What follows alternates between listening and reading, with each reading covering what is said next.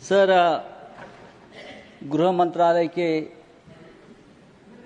ऊपर हम चर्चा कर रहे हैं, लेकिन मैं देख रहा हूं बहुत से हमारे सदस्य ने औरंगजेब पर चर्चा की। क्या दिन आए हैं कि इस सदन में, इस उच्च सदन में औरंगजेब के ऊपर लोग चर्चा कर रहे हैं, और उसके लिए मैं मानता हूं जिम्मेदार सर हमारा गृह मंत्रालय है। अगर समय रहते 3 मिनट तो मेरे पास है, वो तो मुझे बोलने दीजिए।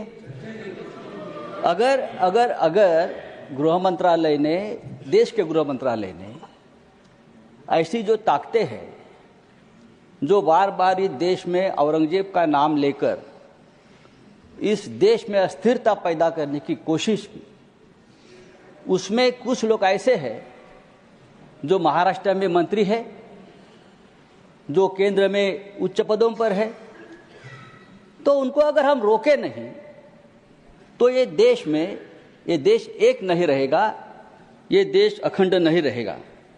देश में एकता और अखंडता कायम रखने का काम ये गृह मंत्रालय का है।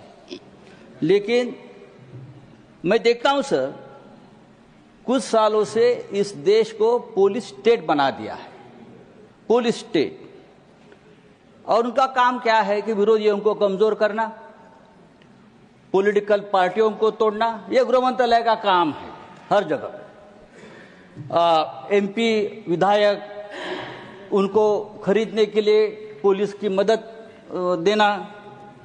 अगर ये हो जाएगा तो जो असली काम है गृह मंत्रालय का, लॉ एंड ऑर्डर, देश को एक रखना, सुरक्षा रखना। एक मणिपुर कल तक जल रहा था, लेकिन अब महाराष्ट्र को भी जला दिया, महाराष्ट्र को जला दिया। नई लाशें बिछाने के लिए गड़े मुर्दे आपने उखाड़ दिए,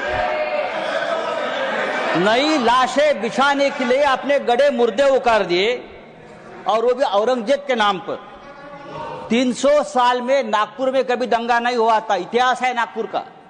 300 साल में कभी नागपुर में दंगा नहीं हुआ था। नागपुर जैसे शहर में अगर दंगा होता है, और वो भी हमारे महाराष्ट्र के मुख्यमंत्री के विधानसभा क्षेत्र में, अरे मैं ये कहना चाहता हूं, अगर आपको औरंगजेब का कबर तोड़ना है तो बेशक तोड़िए, आपको किसने रोका? आपकी सरकार है, केंद्र में और महाराष्ट्र में आपकी सरकार है, गृह मंत्री आपके हैं, महाराष्ट्र में मुख्यमंत्री आपके हैं। आप जाइए, हाथ में फावड़ा विवड़ा लेकर उधर जाइए और तोड़ दीजिए। लेकिन आपके बच्चों को भेजो, हमारे बच्चों को मत भेजना। आपके बच्चे विदेश में पढ़ रहे, आपके बच्चे विदेश में काम कर रहे, और जो गरीब बेरोजगार बच्चे हैं उनका आप दिमाग संजय राउत जी भाषण समाप्त लगा दिया है। सर, मैं कहता हूं ये इस प्रकार का काम रोकने की जिम्मेदारी समाप्त हुआ। माननीय सदस्य श्री राम जी,